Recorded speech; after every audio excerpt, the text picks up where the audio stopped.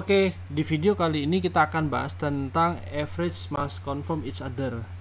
Nah, yang dimaksud itu apa average must confirm each other? Jadi dulu waktu zamannya Henry Charles Dow itu buat teori, jadi konsepnya adalah kalau misalnya perdagangan itu jalan, harusnya sektor transportasi juga jalan.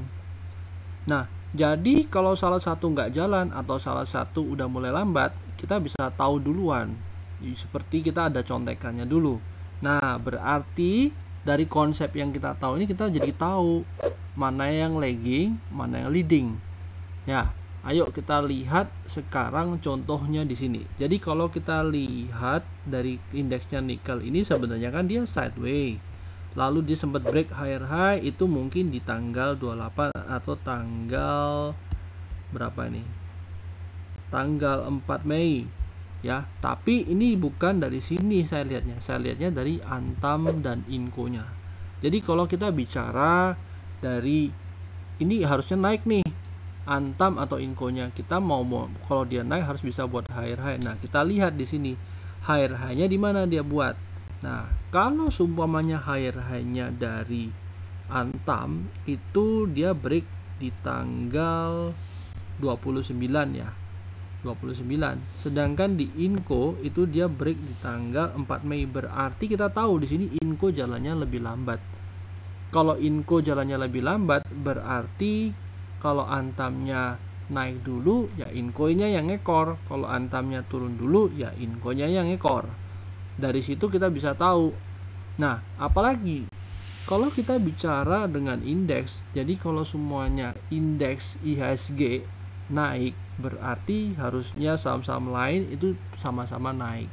Sama di sini juga indeks dari nikel, indeks nikelnya naik, berarti harapannya saham-saham yang lain itu juga naik. Nah, itulah yang dimaksud dengan average must confirm each other.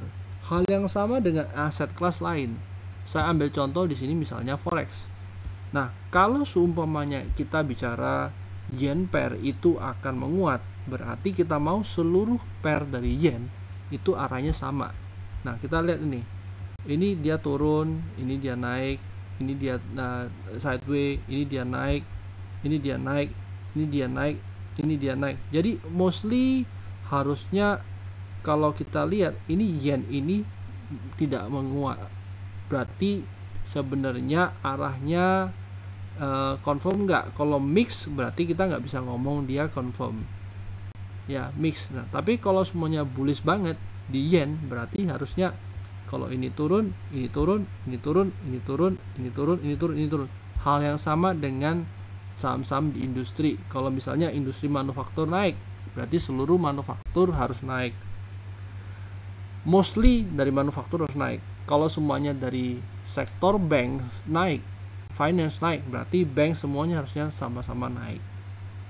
Jadi itu guna kita mengetahui tentang average must confirm each other. Salah satunya yang paling penting adalah leading, lagging, sama kita bisa nyontek nih kira-kira mana yang jalannya lebih cepat. Nah, kita ngekor lah ke yang jalannya lebih cepat. Jadi itu konsep dari Dow teori average must confirm each other. Semoga cukup jelas dan kita ketemu lagi di video berikutnya.